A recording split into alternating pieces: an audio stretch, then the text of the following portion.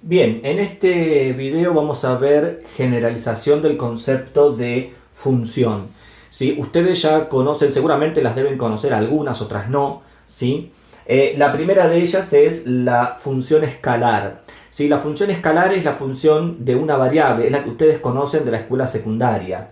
¿Sí? Viene definida como f. La vamos a simbolizar con F imprenta minúscula. Eso también depende del autor, ¿sí? Hay autores que la simbolizan de una manera, hay otros que la simbolizan de otro. Nosotros vamos a trabajar con este tipo de simbología. Entonces tenemos f que va del dominio de f contenido o igual en los reales, tal que y es igual a f de x. En este caso, ¿se acuerdan? X es la variable independiente o preimagen y la y es la variable dependiente o imagen, ¿sí? La y depende de x a través de la función o de la relación funcional f. ¿Sí? Un ejemplo es el concepto de función que ustedes normalmente conocen. ¿Sí? Por ejemplo, f que va del dominio de f contenido igual en los reales, tal que y es igual a f de x igual a la raíz cuadrada de x más 1. ¿Ven? Acá tenemos una relación funcional o una función propiamente dicha, ¿sí? Donde es obvio que el dominio de esta función, por ser una raíz cuadrada, el radicando tiene que ser mayor o igual a 0, es decir, x más 1 tiene que ser mayor o igual a 0, por ende, x tiene que ser mayor o igual que menos 1. Por eso que el dominio de f es el intervalo infinito menos 1, cerrado en menos 1, más infinito. ¿Sí? Y acá tenemos la gráfica que, como ven, se dibuja en el plano porque para la variable independiente x le corresponde un eje real y para la variable dependiente y le corresponde otro eje real. Por lo tanto, ¿sí? Esto va a estar graficado en R2. Fíjense que nosotros esto normalmente decimos que como va de R en R, efectivamente significa que la función f está contenida en R2. R2 o el producto cartesiano R por R. El primer R para el dominio, el segundo R para el codominio. ¿Sí? Por eso que la gráfica va a estar en el plano. Ahora bien, podemos extender, ahora podemos empezar a jugar, si se quiere, el concepto, podemos empezar a jugar con el dominio y el codominio y empezar a ampliar conjuntos, empezar a hacer combinaciones y vamos a tener distintos tipos de funciones. Por ejemplo, en el segundo caso vamos a tener lo que se llama un campo escalar.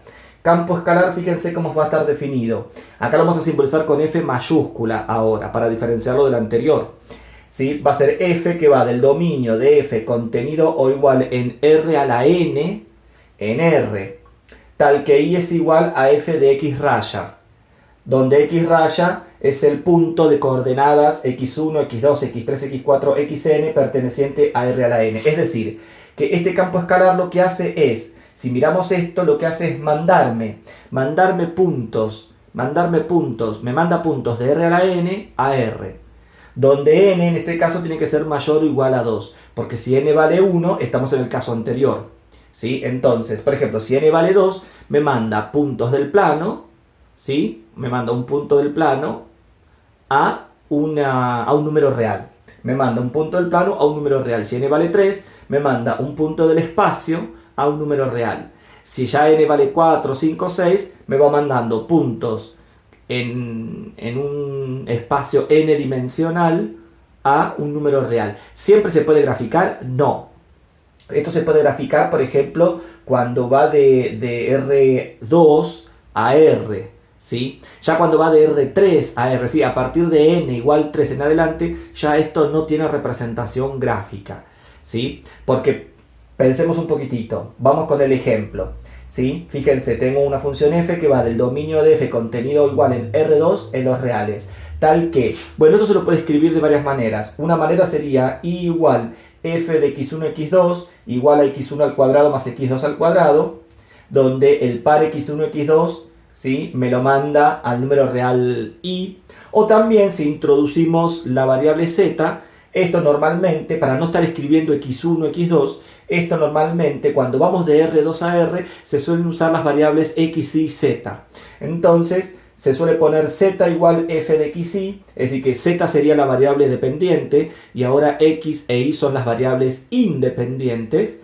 ¿sí? Las variables x e y van a ser extraídas de R2 y z va a ser extraído de R. Entonces, z igual f de x y igual a x cuadrado más y cuadrado, que esto gráficamente ustedes saben que es un paraboloide, ¿sí? Acá tenemos la representación gráfica. Fíjense que, por ejemplo, para el par 1, 2, 1, 2 perteneciente al dominio de f, porque el par 1, 2 pertenece al plano R2, ¿sí? El par 1, 2, cuando lo ponemos acá, f de 1 2, perdón, la imagen del par 1, 2, 1 al cuadrado 1, 2 al cuadrado 4, 4 más 1, 5. La imagen del par 1, 2 a través de f es igual a 5. ¿Sí? Entonces el par 1, 2 va a estar en el plano XY, ¿sí? Y la imagen 5 va a estar en el tercer eje, que sería el eje Z. Entonces, ¿qué significa? Que esta función lo que hace, este campo escalar, lo que hace es mandarme puntos del plano, en este caso me manda puntos del plano a un número real sobre el eje Z. En este caso, por ejemplo, el par 1, 2, 1 en X, 2 en Y, va a parar a 5 en Z. Sobre el eje Z contamos 5 unidades y ahí tenemos un punto. Y este punto P pertenece a una superficie que ya sabemos cómo es, ya sabemos qué forma tiene, que es un paraboloide. ¿Toda superficie se la va a poder escribir como un campo escalar? No. Lo mismo pasa con las funciones escalares. ¿Toda curva se la puede escribir como una función escalar? No. Una circunferencia centrada en el origen de radio 8, ¿sí? Es una curva en el plano, pero que no se la puede escribir de manera funcional, porque de hecho no es una función. Salvo que escribamos dos ramas, para el arco superior, para el arco inferior, entonces separadas por ramas y demás, sí, pero si yo quiero tomar en cuenta toda la curva, no existe una relación funcional. No existe una función escalar que me defina una circunferencia. Así que no toda curva se puede representar a partir de una función escalar. Lo mismo que acá, no toda superficie se va a poder representar a partir de un campo escalar. Por ejemplo, una esfera es una superficie que ya hemos visto, pero que si la quisiéramos escribir de manera funcional, no la podemos escribir. Es decir, el casquete superior sí o el casquete inferior, pero toda la esfera, si la quisiéramos escribir de manera funcional, no se puede. No existe ninguna función, ¿sí?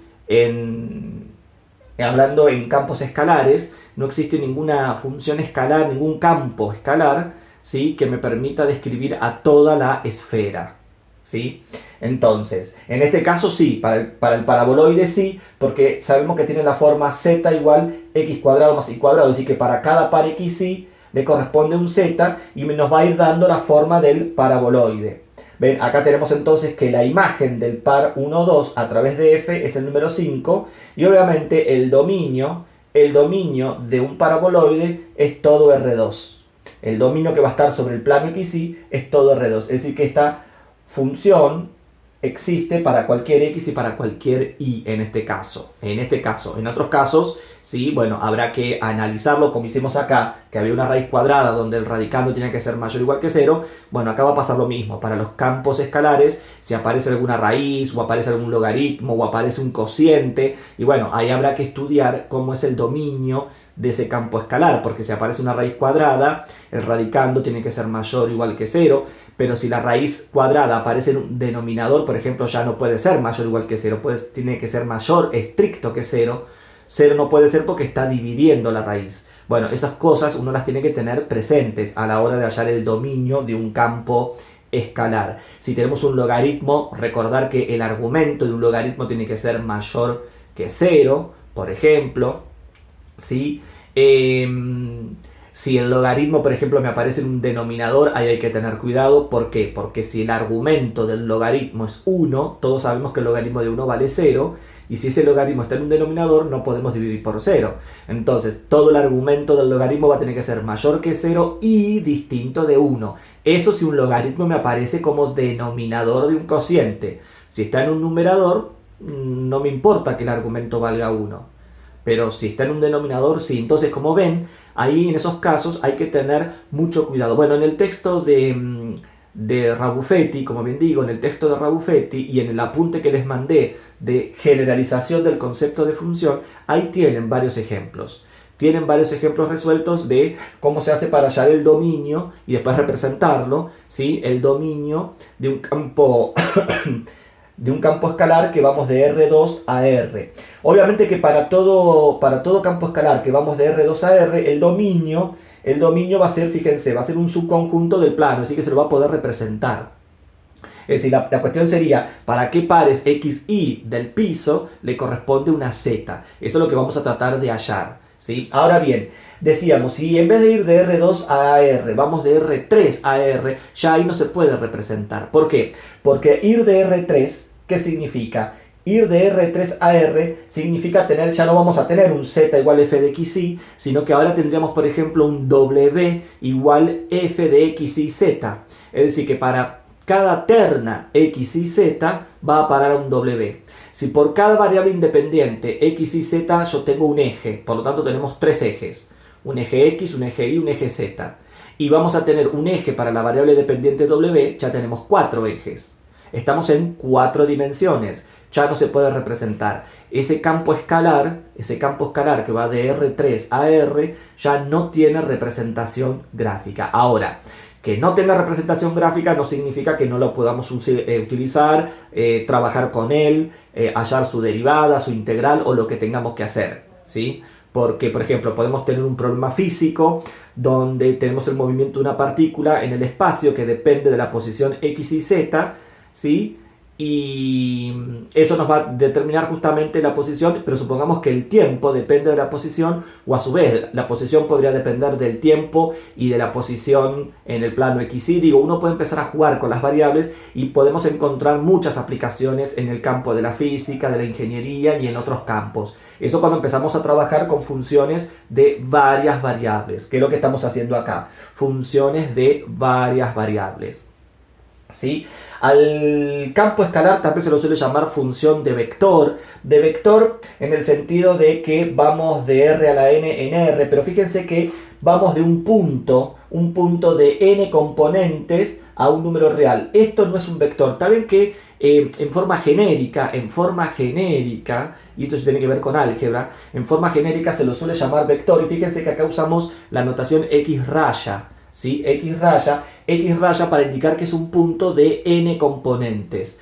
Y decíamos, hay algunos, y de hecho ustedes ya lo deben saber y lo habrán visto también en álgebra o en algún otro libro, muchas veces a esta notación la suelen utilizar para los vectores. Por eso que se la suele llamar también a los campos escalares funciones de vector, ¿sí? Pero nosotros lo vamos a llamar directamente campos escalares. Y recordemos entonces que un campo escalar es una función que va de un punto de n componentes a un número real, ¿sí? Esa es la idea. Bueno, entonces, tenemos función escalar que vamos de un subconjunto de los reales a los reales. Tenemos un campo escalar que vamos de un subconjunto de R a la N con N mayor o igual que 2 a los reales, ¿sí? Fíjense que tanto en el primer caso como en el segundo caso, el conjunto de llegada son los reales. Lo que varía es el conjunto de partida, ¿sí? En el primer caso vamos de R a la 1 a R, en el segundo caso vamos de R a la N a R. Bueno, ¿qué pasa si ahora, por ejemplo, variamos el conjunto de llegada, ¿sí? Que no sean los reales, sino que pueda ser R a la 2, R a la 3, R a la 4. Bueno, entonces, ahora vamos a tener como tercer caso lo que se llama una función vectorial, ¿sí? Una función vectorial, fíjense, la vamos a simbolizar con f minúscula, con una flecha arriba para diferenciarlo del anterior, ¿sí? En este caso, la función vectorial se define como f vector, decíamos, se lo lee así, f vector o función vectorial, va de un dominio contenido igual en los reales en R a la N, tal que, fíjense, f vector de t es igual al vector f1 de t, f2 de t, f3 de t, f sub n de t. Noten acá que algunas observaciones, ¿sí? Esto que tenemos escrito acá con esas desigualdades a los costados, es la notación moderna de vector, ¿sí? En los libros viejos, por ejemplo en el libro de Raufetti y en libros viejos, lo van a encontrar entre paréntesis, que es la notación vieja de vector. Pero nosotros vamos a empezar a distinguir, y esto sí se los pido, vamos a empezar a distinguir cuando estemos trabajando con un punto. Si yo estoy trabajando con un punto, ¿sí? a las coordenadas las vamos a poner entre paréntesis. Y cuando estemos trabajando con vectores, para diferenciar vector de punto, porque son dos objetos matemáticos distintos, una cosa es un punto y otra cosa es un vector, para diferenciar lo vamos a escribir con esas desigualdades, que es la notación moderna, que así por ejemplo trabaja el texto de Stewart, el texto de Larson. Los textos modernos de cálculo a los vectores los escriben de esa manera. Los textos viejos, como por ejemplo el de Raufetti, a los vectores los escribe entre paréntesis. Si ustedes lo ponen entre paréntesis a los vectores, a las coordenadas de un vector, no es que esté mal, pero ustedes tienen que tener presente la diferencia, ¿sí? La diferencia entre, por ejemplo, una cosa es decir el punto 1, 2 y otra cosa es decir el vector 1, 2.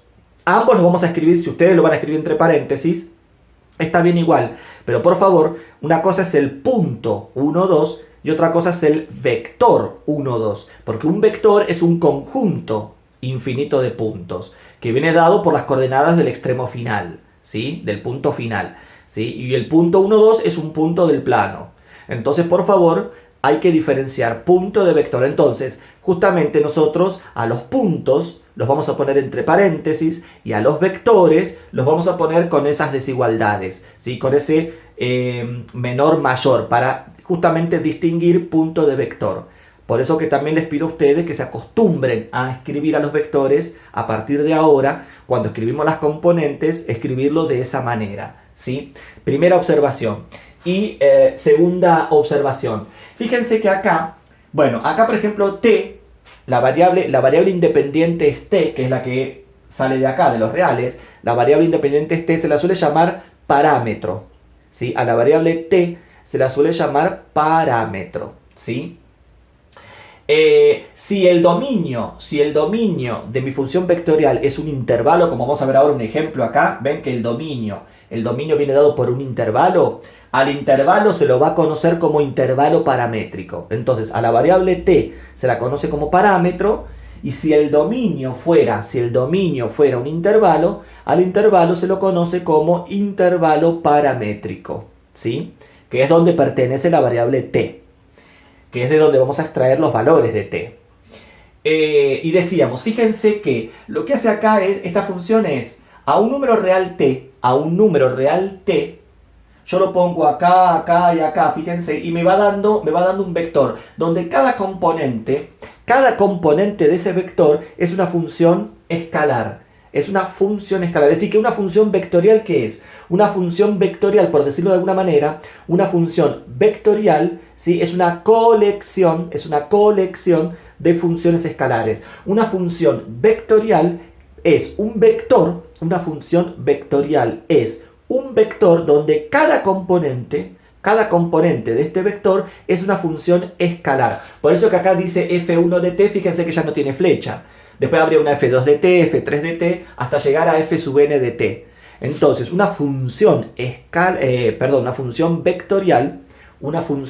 vectorial es un vector cuyas componentes son funciones escalares, ¿sí? Bien, tercera observación.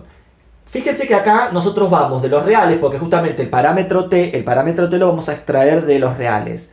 Vamos de los reales a vectores, porque fíjense que el resultado ahora, la imagen de para cada valor de t, su imagen ahora es un vector. Para cada valor de t, su imagen es un vector. Entonces, estrictamente hablando, nosotros tenemos que poner como conjunto de llegada o codominio la b. ¿Ve? Esta b a la n para indicar que es el conjunto de los vectores de n componentes.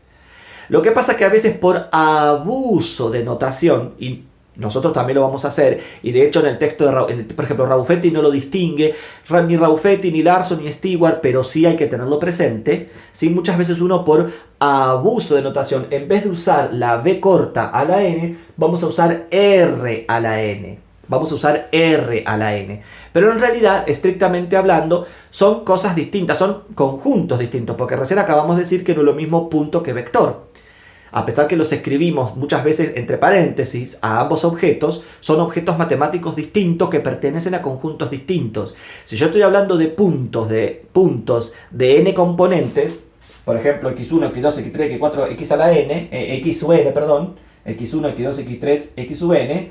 Si yo estoy hablando de un punto de n componentes, fíjense, eso pertenece al conjunto R a la n. En cambio, si yo estoy hablando de un vector de n componentes, ese vector va a pertenecer al conjunto V a la n, que sería el conjunto de todos los vectores, ¿sí?, de n componentes. ¿Se entiende? Es decir, que estrictamente hablando no es lo mismo V a la n que R a la n.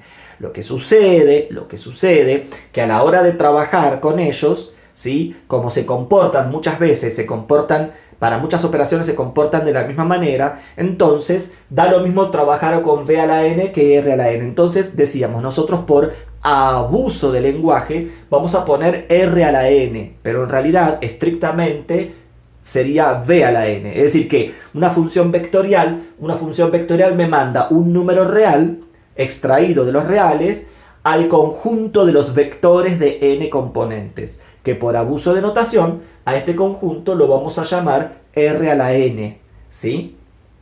Pero mucho cuidado porque ven que la imagen no es un punto de n componentes, la imagen es un vector. Por eso yo dije recién que vamos a diferenciar a los puntos con paréntesis y a los vectores con esos símbolos de desigualdad, justamente para esto, para no confundir punto con vector, que son, repito, objetos matemáticos diferentes.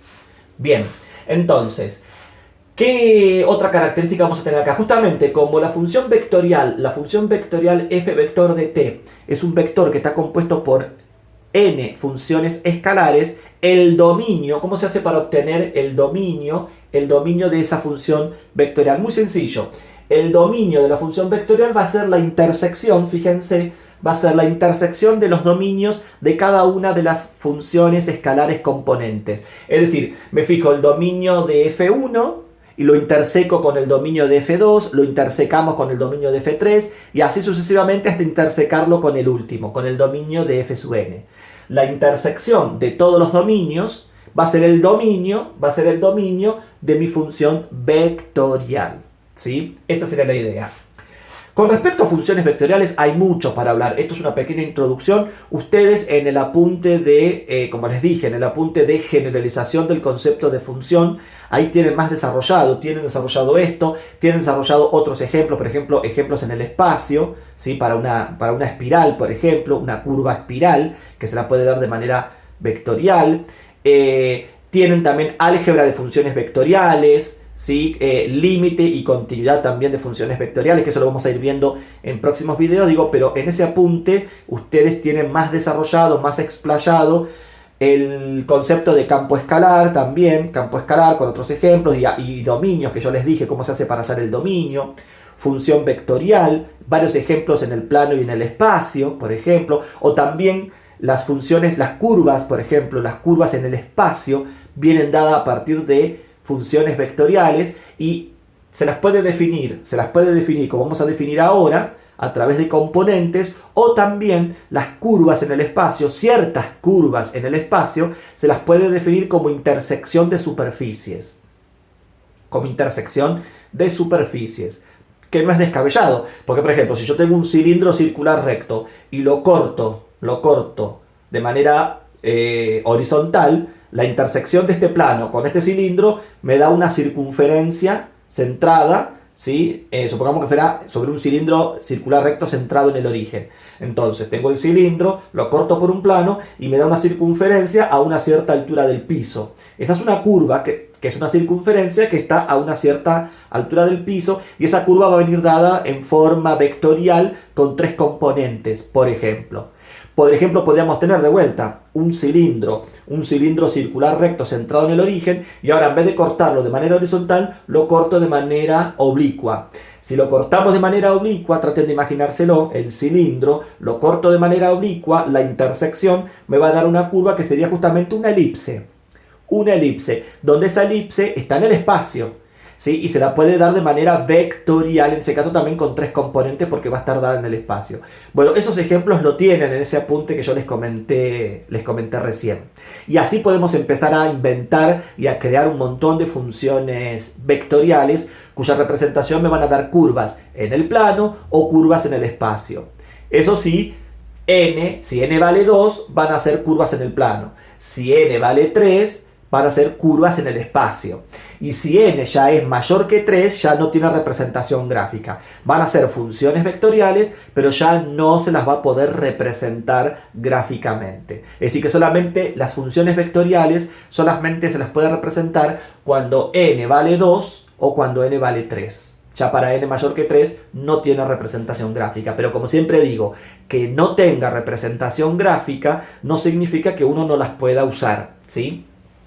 Bueno, acá vamos a ver un ejemplo cuando n vale 2, ¿sí? Supongamos que tenemos, fíjense, f vector que va del intervalo semiabierto 0, 2pi, cerrado en 0, abierto en 2pi, a R2. Eso significa que vamos a tener una curva en el plano. Y esta curva es f vector de t, fíjense, puede estar escrita de dos maneras, ¿sí? Si la quisiéramos escribir en forma canónica, va a ser coseno de t en i más seno de t en j, fíjense. Y si la quisiéramos escribir en forma simplificada, con esta notación sería coseno de t, punto y coma, seno de t. Así que como ven puede estar escrita de cualquiera de las dos maneras. Repito, f vector de t igual a coseno de t en i más seno de t en j, o el vector coseno de t, seno de t. Bien, si hacemos una pequeña tabla de valores, fíjense, en la primera columna ponemos las variables, la variable independiente. Por ejemplo, le damos algunos valores arbitrarios extraídos del intervalo paramétrico. 0, pi sobre 4, pi sobre 2, pi, 3 medio de pi, 2pi, ¿sí? Que está ahí adentro. Acá tenemos el vector coseno de t, seno de t. Vamos a ir escribiendo los vectores. Y acá vamos a tener los puntos, que yo no lo escribí. Sería esto mismo, ¿sí?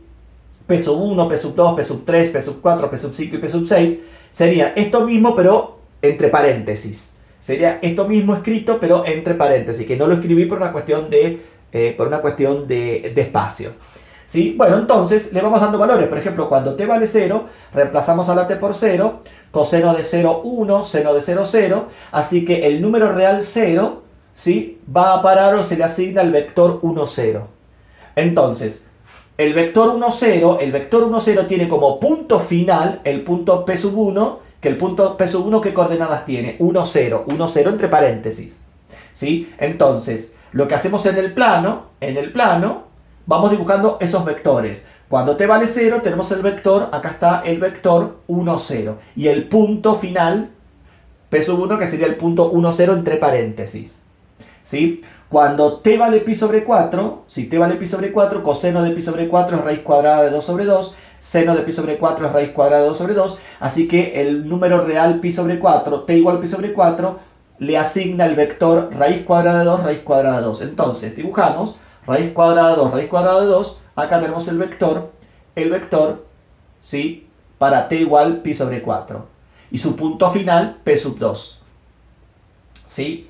Cuando t vale pi sobre 2, reemplazamos coseno de pi sobre 2, 0, seno de pi sobre 2, 1. Así que el número real pi sobre 2 va a parar al vector 0, 1. El vector 0, 1 es este que está acá, cuyo punto final, cuyo extremo final es el punto p sub 3, que ahí está dibujado. Bueno, y así sucesivamente, ¿sí? Fíjense que acá puse intervalo abierto 2pi y no puse intervalo cerrado. ¿Por qué? Porque cuando t vale 2pi, y acá lo puse a propósito, cuando t vale 2pi, fíjense que me vuelve a dar el mismo vector que al principio. Es decir, que cuando t vale 2pi, me vuelve a dar lo mismo que cuando t valía 0. Por eso que se pone intervalo abierto, ¿sí? Y si ustedes observan, si vamos viendo estos puntos y acá yo tomé algunos valores, pero si yo empiezo a tomar todos los números reales que están ahí adentro, empiezo a tener infinitos vectores, y si dibujásemos todos esos puntos finales, es decir, todos los extremos finales de cada uno de los vectores van a estar ubicados sobre una curva, que acá la estamos viendo, que es una circunferencia. Va a ser una circunferencia centrada en el origen de radio 1. ¿Sí? ¿Qué significa entonces? Que esta función vectorial, la función vectorial f vector de t igual coseno de t en i más seno de t en j, gráficamente lo que representa es una circunferencia centrada en el origen de radio 1. Pero además la cosa no termina acá. Fíjense que a medida que le vamos dando valores a la t y vamos obteniendo estos vectores y vamos obteniendo estos puntos finales, fíjense que primero tuvimos el vector P sub 1, de ahí saltamos a P sub 2, luego P sub 3, luego P sub 4, luego P sub 5, luego P sub 6, que vuelve a ser de vuelta el mismo que P sub 1. ¿Qué significa? Que a medida que le vamos dando valores a la t y lo vamos metiendo ahí y vamos obteniendo estos vectores y vamos obteniendo los puntos o extremos finales de cada vector, ¿sí? Nos va formando una curva, pero también nos va determinando un recorrido. ¿Qué significa? Que toda función vectorial en el plano o en el espacio, toda función vectorial en el plano o en el espacio, me asigna, no solamente va a tener asignada una curva, no solamente va a tener asignada una curva llamada curva asociada, es decir, en este caso, la circunferencia centrada en el origen de radio 1 es la curva asociada a esta función vectorial, sino que además también, así por como está dada, ¿sí? Me asigna un recorrido, que si ustedes observan, el recorrido, acá dibujé una flecha, ¿sí? Llamamos a la curva C, ¿sí? Este recorrido es lo que se conoce como un recorrido positivo o antihorario. ¿Sí? Cuando estamos trabajando con una curva cerrada, ¿sí? Cerrada, simple, acuérdense de topología.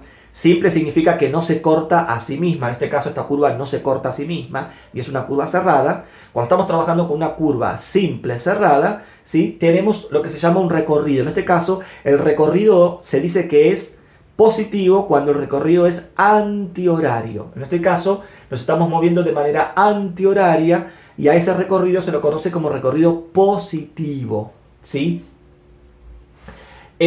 ¿Cómo sería un recorrido negativo? Bueno, no va a ser esta, pero fíjense que si yo invierto, es decir, si en vez de tener la función coseno de t, seno de t, lo tenemos al revés, es decir, tenemos primero seno de t y luego coseno de t, y le damos valores, ¿sí? Van a ver que me va a quedar de vuelta, es decir, la curva asociada va a ser la misma, va a ser una circunferencia centrada en el origen de radio 1, pero ya el recorrido no va a ser antihorario, sino que ahora el recorrido va a ser horario, ¿sí? Entonces fíjense una cosa, que si yo tengo la función f vector de t igual a coseno de t, seno de t, o otra función, f vector de t igual ahora al revés, seno de t, coseno de t, ambas son funciones vectoriales distintas. Pero ambas tienen la misma curva asociada. La curva asociada para ambas va a ser una circunferencia centrada en el origen de radio 1. ¿Dónde va a estar la diferencia? En el recorrido, en la trayectoria, ¿sí? Que en este caso la trayectoria es positiva o antihoraria, y en el otro caso, si esto estuviera al revés, la trayectoria es negativa u horaria, ¿sí? Entonces, toda función vectorial va a tener asociada una curva y va a tener asociada una trayectoria, ¿sí? Una curva o una trayectoria. En el caso de curvas cerradas, ¿sí? Las trayectorias van a ser o antihorarias u horarias. En el caso de una curva abierta, porque podría ser una curva abierta, no tiene por qué ser cerrada. Bueno, en el caso de una curva abierta, se dice que se la recorre en sentido positivo, porque yo una curva abierta la puedo recorrer así o la puedo recorrer al revés.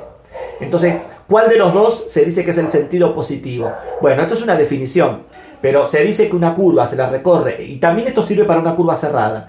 Es decir, esto que voy a decir, una curva, una función vectorial se recorre en sentido positivo a medida que el parámetro t, ¿sí? va aumentando dentro del intervalo paramétrico.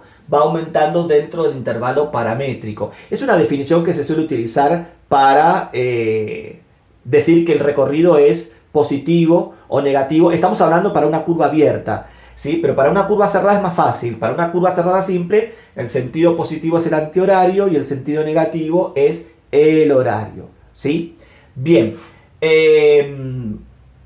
Entonces, ¿cómo sabemos que efectivamente se trata de una circunferencia? Bueno, pasemos de la forma vectorial a la forma cartesiana. Es decir, tratemos de buscar la curva asociada. ¿Es fácil? A veces sí y a veces no. Va a depender de cómo sean las componentes, ¿sí? Va a depender de cómo sean las componentes de la función vectorial. Pero en estos casos sí. Fíjense, por ejemplo, si a la primera componente, al coseno de t lo llamamos x, y a la segunda componente, seno de t la llamamos y, ¿sí? La llamamos a la primera x y a la segunda la llamamos y. Fíjense, ahora elevamos al cuadrado ambas ecuaciones. Elevamos al cuadrado ambas ecuaciones y nos queda x cuadrado igual a coseno cuadrado de t y cuadrado igual a seno cuadrado de t. ¿Y ahora qué hacemos? Ahora sumamos miembro a miembro. X cuadrado más y cuadrado, acá está.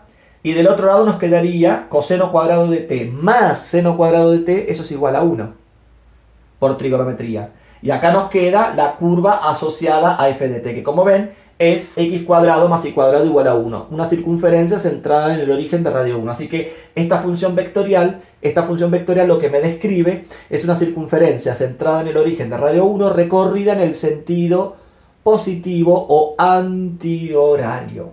¿Sí? A través de este cambio, ¿sí? Llamando a la primera componente x a la segunda componente y luego en este caso, bueno, elevando al cuadrado ambos miembros y luego sumando miembro a miembro, podemos llegar a la ecuación de la circunferencia.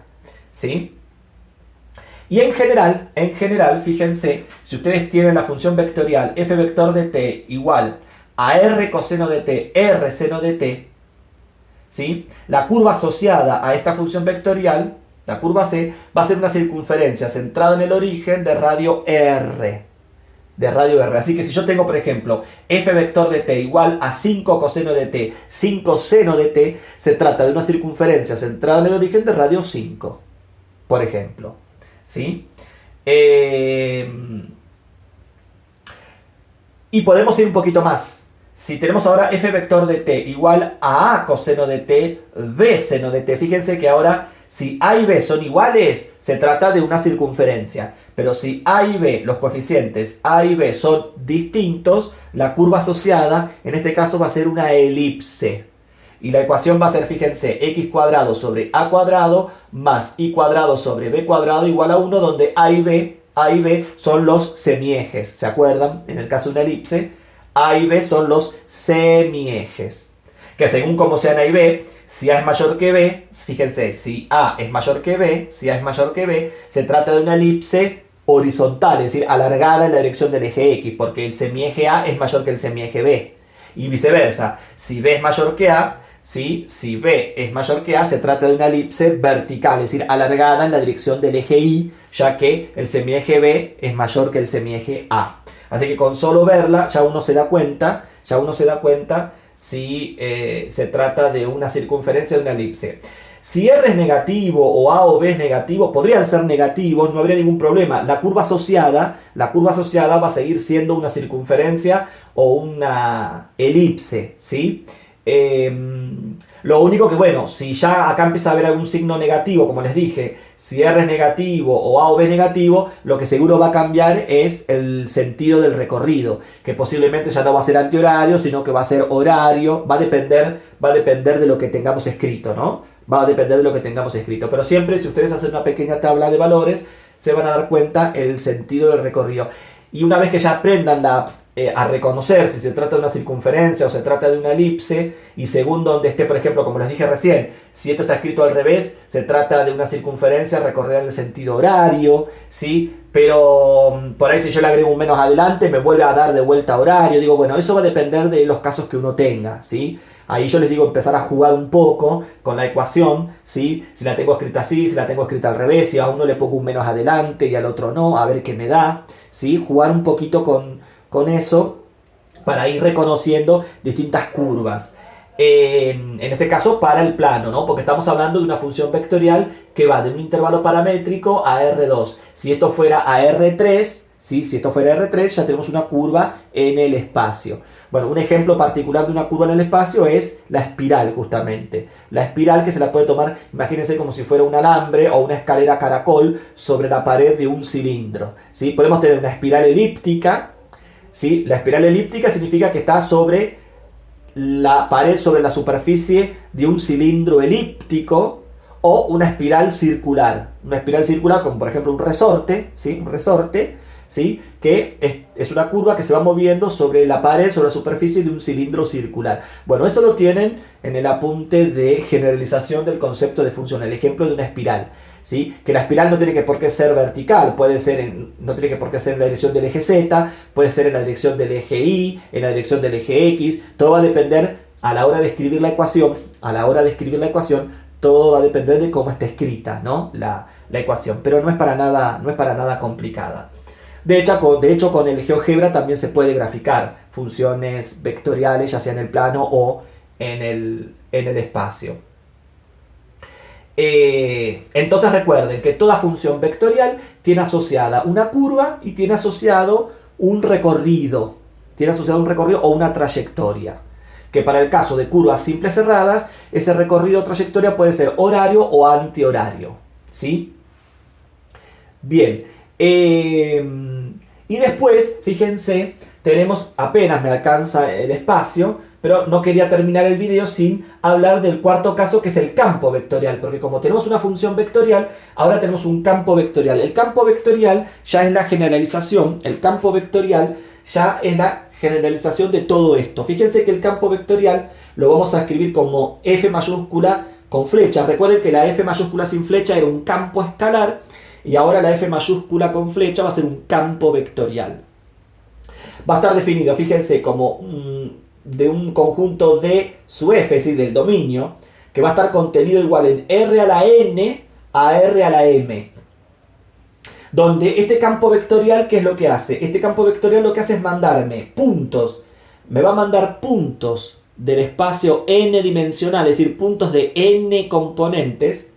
Me va a mandar puntos de n componentes a vectores de m componentes, que acá fíjense, en realidad uno tendría que poner la b elevado a la m, porque me manda puntos de n componentes a vectores de m componentes, ¿sí? Donde tanto n como m son mayores o iguales que 2, ¿sí? Fíjense que esa sería la forma genérica de definirlo, ¿ven? Ahora vamos a tener que f vector de x raya va a ser un nuevo vector. Fíjense, esto es un vector de m, es un vector de m componentes, pero ahora cada una de las componentes que son campos escalares. A diferencia del anterior que dijimos que una función vectorial es un vector, ¿sí? Es un vector de n componentes, donde cada una de las componentes es una función escalar. Y un campo vectorial, ¿qué va a ser? Y acá lo estamos escribiendo. Un campo vectorial va a ser un vector de m componentes, donde cada componente de ese gran vector, cada componente a su vez es un campo escalar. A su vez, fíjense, esto es un campo escalar, este es otro campo escalar, este es otro campo escalar, ¿sí? Donde estos campos escalares son campos escalares, fíjense, son campos escalares de n componentes, ¿sí? Donde el dominio, igual que en el caso anterior, el dominio de este campo vectorial, el dominio del campo vectorial no va a ser otra cosa que la intersección de los dominios de cada uno de los campos escalares. ¿Sí? El dominio del primer campo escalar, intersección, el dominio del segundo campo escalar, intersección, y así sucesivamente, intersección, el dominio del último campo escalar. Por ejemplo, acá hay un ejemplito muy cortito, ¿sí? Muy cortito.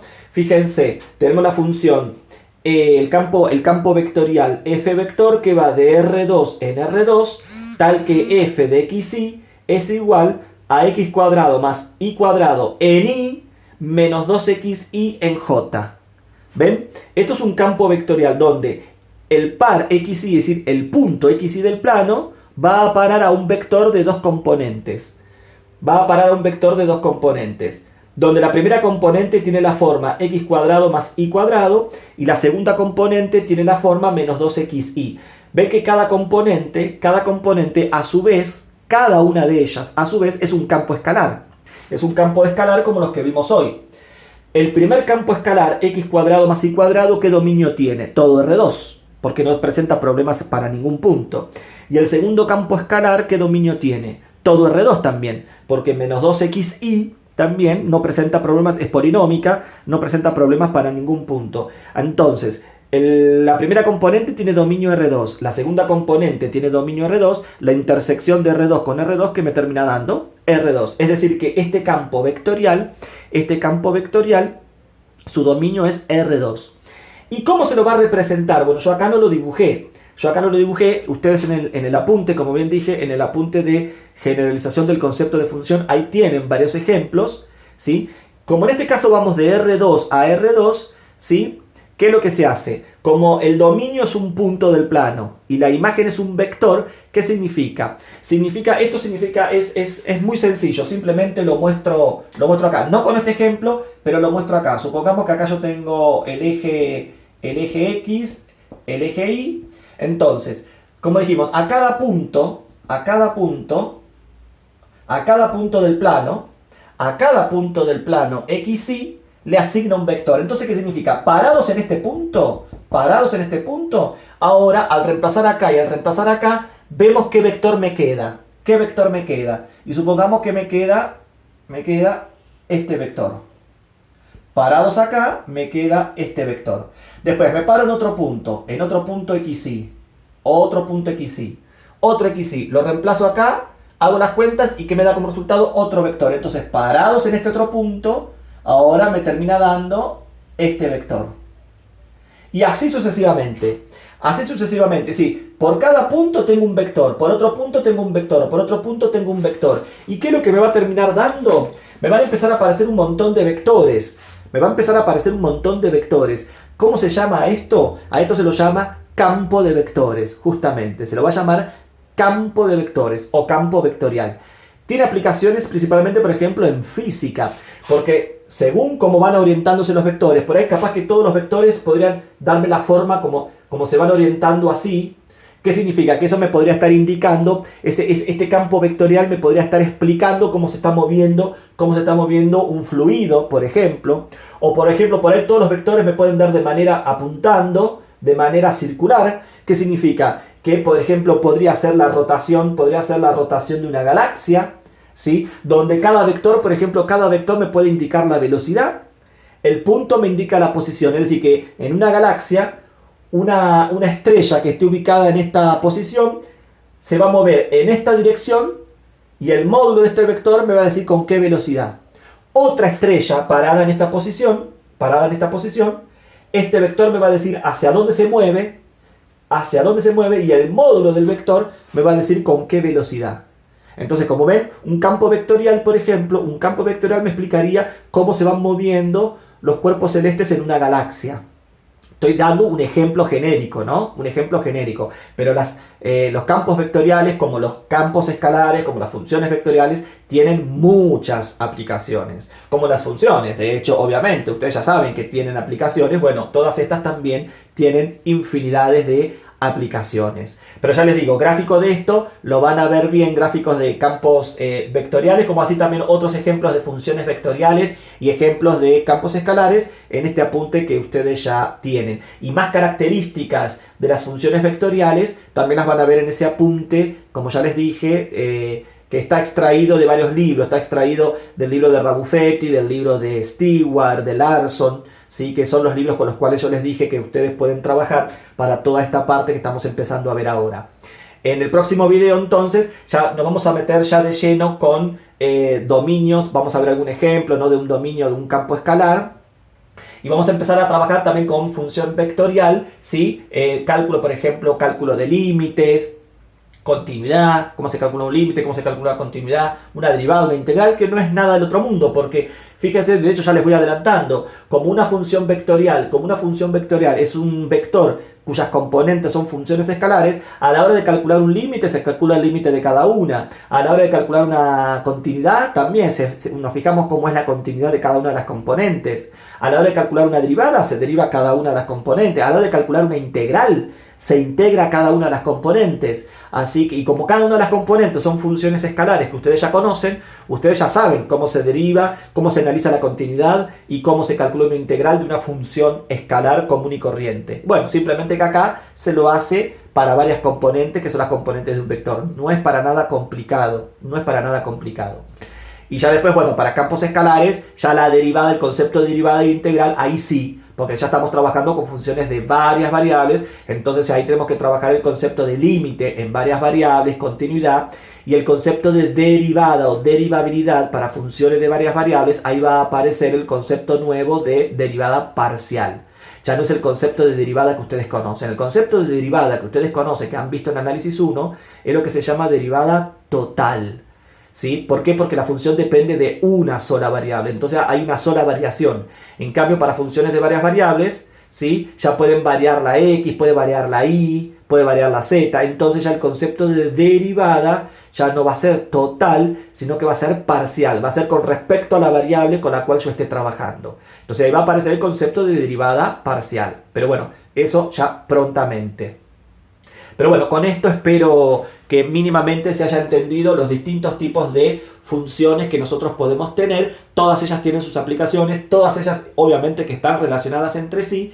Y esto lo van complementando, como dije, con el apunte, con los apuntes, con los libros, donde tienen ejemplos resueltos y obviamente con los ejercicios. Cualquier pregunta, como siempre, me la hacen al correo y utilicen el Classroom, que yo sé que lo están haciendo, utilicen el Classroom para ustedes mismos, hacerse consultas entre ustedes mismos, para subirse ejercicios entre ustedes mismos. Por ejemplo, sé que hay gente que hace un ejercicio, me lo consulta para ver si está bien, y si está bien, lo suben al Classroom para compartirlo con ustedes mismos, con otros compañeros, para que vean cómo se hacen. Bueno, utilicen el Classroom para eso.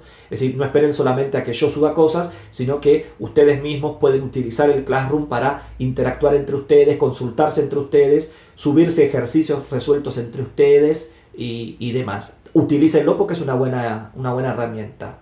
Así que bueno, nos vemos entonces en el próximo video.